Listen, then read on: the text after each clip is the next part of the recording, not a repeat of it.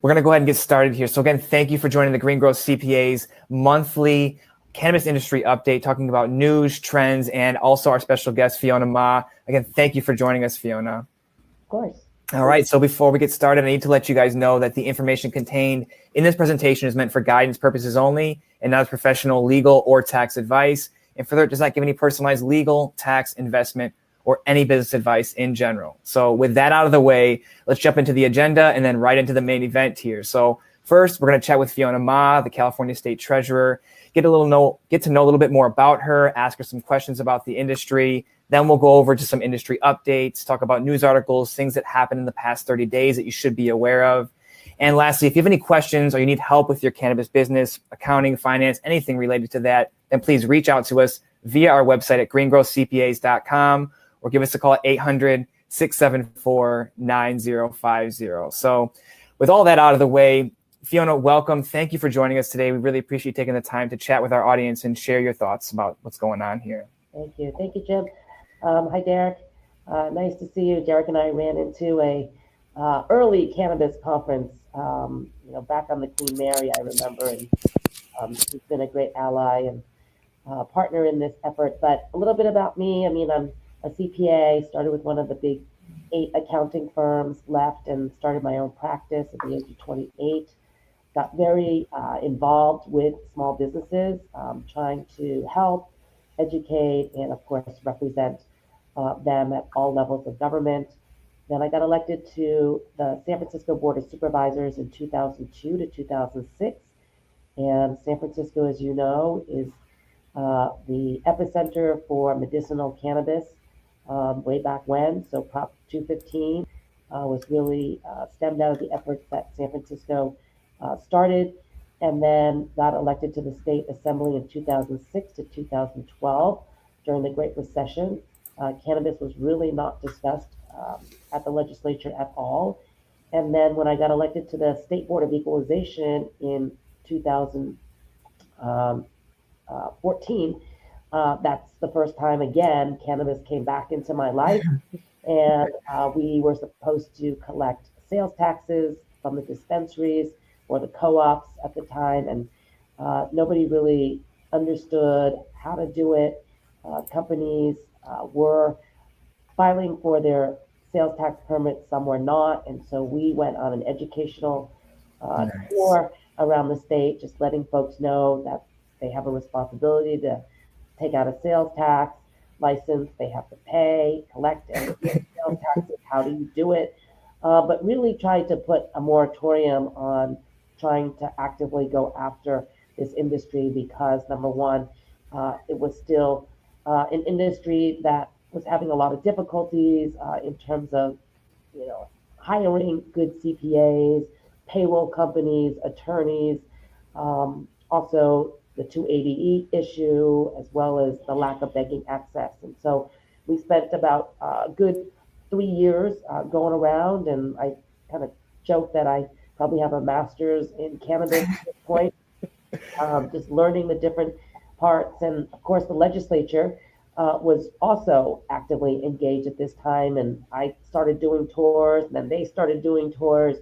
And I think they also found it was a very fascinating industry, one of the largest underground economic drivers in our state. And then how do we, Prop 64, the advocates were trying to get the signatures and put it on the ballot, but the legislators also wanted to enact laws in case Prop 64 did not pass. Mm-hmm. And for those who are on the phone, for any state initiative, if the voters pass it, it becomes the mandate or the law of the land. And so it would supersede anything that the legislature was doing. Mm-hmm. So kind of in parallel, paths, but Prop 64 did pass, and all the legislative efforts kind of went, to the back burner. But the legislature is still actively sponsoring and hearing bills. There is still right now about 5 different cannabis-related bills that are moving through the legislature. The Assembly does not have floor session today. They will be returning back to the floor tomorrow, and so they probably will be hearing all of the 5 bills tomorrow on the Assembly floor. So that's kind of where we are at this moment. In the meantime, done a lot of webinars, and Derek and I did a Cal CPA cannabis forum, and so there's a lot of interest from attorneys, from CPAs, from investors in terms of what is happening in this industry, and of course the Safe Banking Act. Everyone's asking, when are we going to get banking access? Yes. I did testify early last year at the in Congress in the House Subcommittee on Financial Services, and that was the first time that the Congress had heard any type of cannabis bill, and this was really on the Safe Banking Act and the Perlmutter bill. Since then, it did pass the House overwhelmingly with a lot of bipartisan support. Yes. And again, it is stalled in the U.S. Senate. Nancy Pelosi tried to put the Safe Banking Act into the HEROES Act. That was also passed by the House, but the HEROES Act is also stalled because of the U.S. Senate, and the heads of the banking committees are Republicans that do not like any type of cannabis. So that's where we're at right now. We have an election on November 3rd. I hope that everyone will get out to vote. Yes. It is important all over the U.S. if we want to have some sort of access to cannabis and 280E reforms. I'm a Democrat, so I'm going to ask you all to tell your friends and family to vote, especially for U.S. senators. If we could flip the U.S. Senate, then I think we have a chance of, getting some sort of major reforms that will help the whole industry. Gotcha. Beautiful. Thank you for explaining all that color and context to your past and how you've gotten to where we are today for California. And as we know, the winds go from west to east for cannabis. Whatever happens in California, it becomes model legislation for everywhere else. So you're at the forefront. You're seeing a lot of great things. Back to just banking real quick. Say that the Safe Banking Act gets stalled and things of that nature.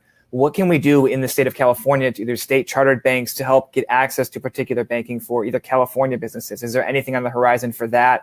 I saw you submitted with other California state treasurers to, really push and submitted a referendum to get this stuff put into the HEROES Act and other acts. What California specific scenarios can we look at if we don't work on the national level here?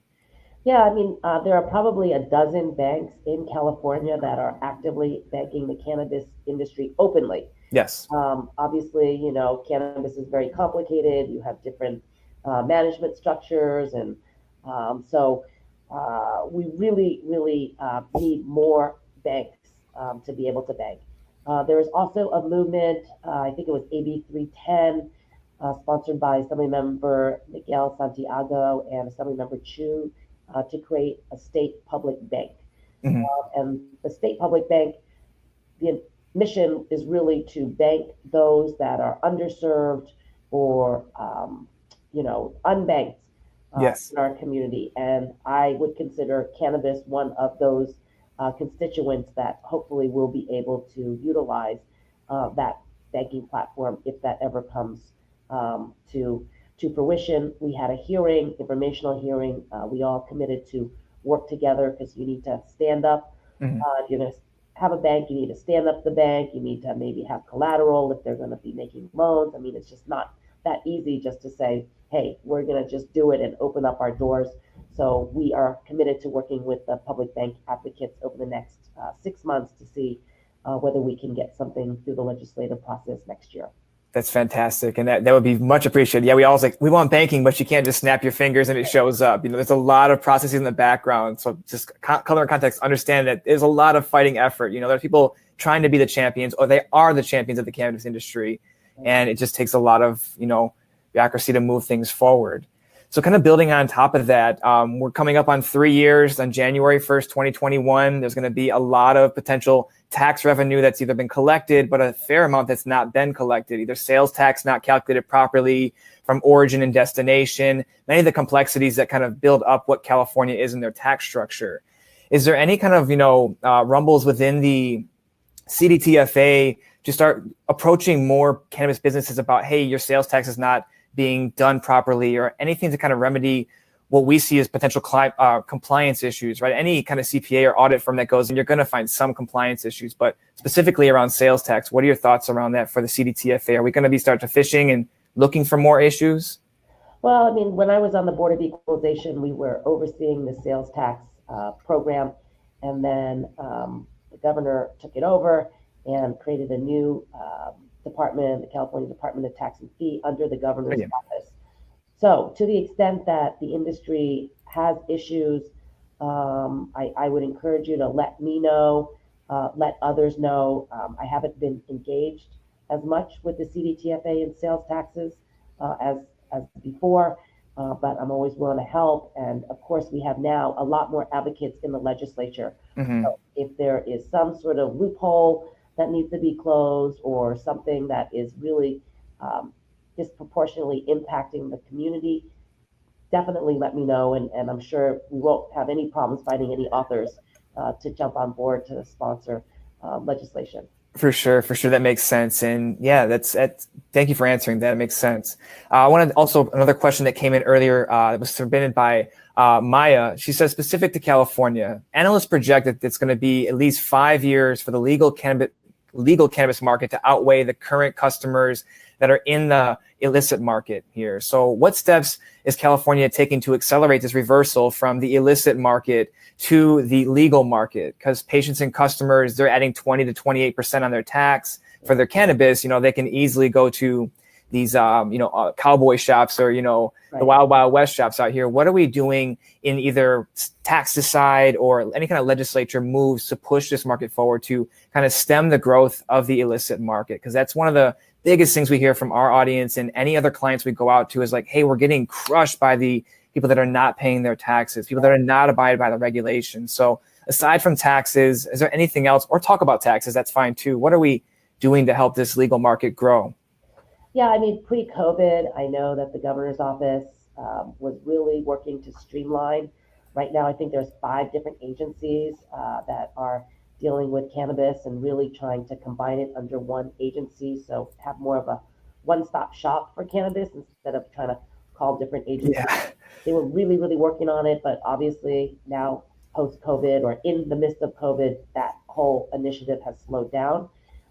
There have been a number of bills to reduce the distribution tax. For example, Rob Bonta had a bill last season, this season, to reduce the 15% to 11%, and also to suspend the cultivation tax. I was also a co-sponsor of that effort, because I do think the taxes are way too high, and it's creating this inequity and imbalance.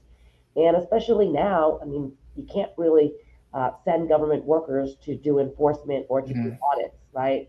So that's also contributing to what is happening in the marketplace. But I guess the silver lining is that cannabis is considered an essential business, and everybody's been able to operate continuously since March 16th. So at least for all the inequities, at least this is one silver lining. And I think some of the bigger cannabis dispensaries and companies are doing well at this moment. Yes. There's lack of enforcement. And until we are able to get back to normal, where you can send, auditors out and inspectors out, unfortunately, it's the way it's going to be. But, government will come back. One thing we've learned, right, Derek, is pay your taxes. So we would encourage everyone to do their best to make sure they keep on the payment schedule, because when the auditor does come knocking on your door, they are going to go back, and they can go back 10 years if they think that you are, fraudulently not paying your taxes. And so when they do, as Derek knows, I mean, many companies get a huge tax liability, and it's based on what CDTFA thinks that you owe, and it's always much higher and inflated, because the onus is back on the business owner to come and prove that that number is way too high, and this is actually the number that they actually owe. Plus, they slap on interest and penalties from the date of assessment. So please continue to pay your taxes. Yes, continue to pay your taxes, and keeping great records, right? Audits about financial reconstruction, and make sure you have your records. Work with someone who's competent in the industry, knows what you need to save, knows what you need to toss. Probably toss nothing. Keep everything. Yeah, because when they do come back, and if you're not complying with their audit, they are going to shut you down. They're going to levy all of your bank accounts. They're going to take the money out. You're going to be stuck in this cycle of not being able to get out until you resolve your tax Yeah. code. That could take years. Mm-hmm. And it's refreshing to hear you say, hey, taxes are a little too high, and they are suppressing and creating an inequity in the industry. So thank you for sharing that. One of the programs I saw that you put out during COVID was one of these $50,000 bridge loans on sales tax. How's that going? Have cannabis companies, anybody taken advantage of that in the macro for the whole economy in California? How's that particular program going? Because that was one of the only programs that allowed cannabis businesses, at least retail, to have some type of relief bridge loan. $50K is a lot to help you out here. So how's that working out? Yeah, I mean, I'm not keeping track. Like I said, it's under the governor's office. Mm-hmm. Derek can probably talk about his clients, whether they took advantage of it. We were very hopeful that when the iBank created this small business loan program, I think it was $50 million the governor gave to iBank to loan out to businesses that were not eligible for PPP or EIDL, which is all of the cannabis. We thought that would also be an avenue to help cannabis businesses. However, they did one loan, the iBank did one loan and then shut down the program, and we're not really sure why, but I think, part of it is that like federal state banking issue. And so let's see what happens November 3rd. Okay, people, we need to exercise your right to vote and show up and get all of your friends and family to vote also.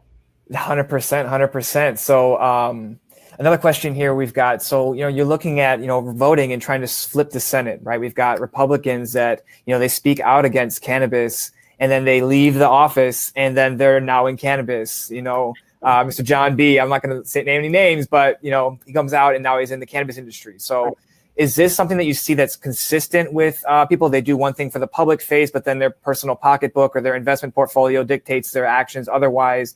Tell me a little bit more about your thoughts on that, if you have thoughts on that. Yeah, I mean, there's a lot of hypocrites out there in the world, right? And I always say, for those politicians that yell the loudest about an issue, they're probably doing something, outside the public, the public realm.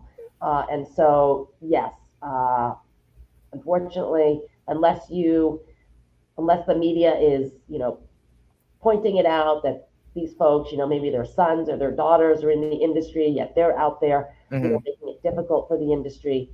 That's really the only way that we're going to be able to hold these people accountable to what they're saying to their constituents. But elected officials, we are elected by our constituents, and some feel stronger than others about certain issues and making it a platform issue, for example. Yeah. For those that do, I hope none of their family members are in the cannabis business, because if someone wants to do some op-ed, well, let's see what comes out of their closet, right? Oh, yeah. That's what happens with elected officials. You have skeletons in your closet during an election, people will find it. Oh, yeah, for sure. The passion around politics right now, there's a lot of, people out there that they're ready to dig and they're ready to find the breadcrumbs that lead back to the basket here. So a few last questions here and then we'll let you hop off. From Michael, he asks, will there be any 280E relief? I know with California, I believe you can kind of bypass 280E and not really adhere to it for your state taxes. But is there any kind of support in helping to move 280E relief, right? There's like the legalization of cannabis, but also the rescheduling of cannabis. Talk about your thoughts on that, state-wise or national-wise. If you've been part of any conversations that relate to 280E and things we can potentially look forward to. Yeah, so I'm proud in California that we did pass legislation that allows businesses to deduct their ordinary and necessary business expenses against their income, just like every other business.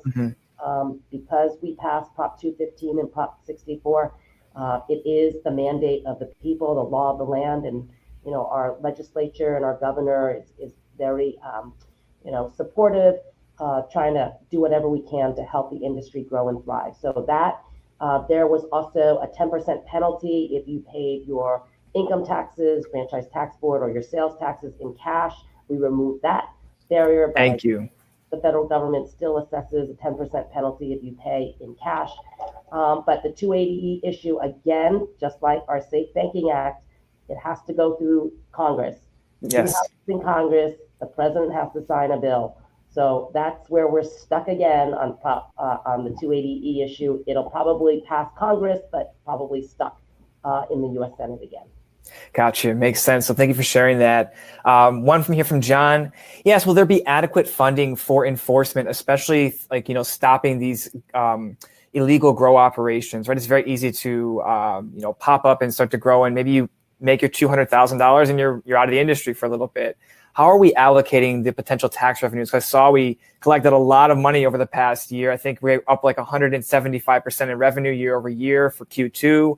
What are some programs potentially that we're doing for enforcement of pushing on that? I asked a little bit about that in a previous question, but I just want to answer specifically on this if there's anything. So in Prop 64, there was very specific uses of the revenue. It was law enforcement, education, all of that. So there is prescribed uses for the revenues that come in. To the extent that we generate more revenues, then more of those programs will be funded, especially law enforcement. But again, right now with COVID-19, stay in place. A lot of the who was hiring a lot of folks for enforcement. I don't know, the 5 agencies. Anyway, one of them had a lot of PIs for full-time employees. I'm not sure whether they filled them yet, especially during this time. And so, again, the timelines have all been pushed back a little until we get through this pandemic. Gotcha. Yeah, that brings up to another question. Someone said, what are we doing to streamline the regulations? Look, it's probably going to be a post-COVID situation where we get back on track. We limit the number of agencies. I think it's like 8 agencies you've got to speak with and coordinate with to get an application approved. So, I know that's a tough thing for the entrepreneurs. It's a tough thing for legislators too. Everyone wants to make sure that their part of the body is being heard, and it just takes time. So, And I would encourage the industry. When I started doing this back in 2012, we would have calls and nobody wanted to show their face. Like nothing could be filmed. Nobody wanted to have their names publicized because they were scared. And, Derek was one of the first people that's like, I'm Derek Davis and all I do is cannabis tax. So I was like, hey, you actually promote it? And he's like, yep, I promote it. It's on my website. It's on my business card. I was like, whoa, it's in your it's his name of his company. It's in his email.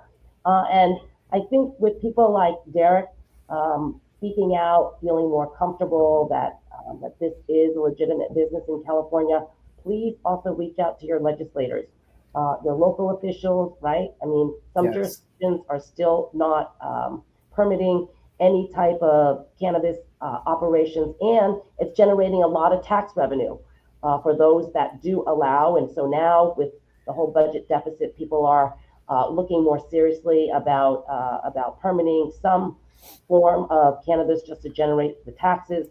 Talk to your local officials, talk to your assembly members, your senator, and of course the governor. Now is your time. Do not, I always say, if you do not speak up, I cannot read your mind. Okay, we cannot read your mind. So you as an industry, I know there's a lot of associations out there, get involved. Speak up as an association, speak up as individual business owners, as constituents. For us, we need to hear your voices loud and often, just like other people, right? The squeaky wheel does get the grease in politics.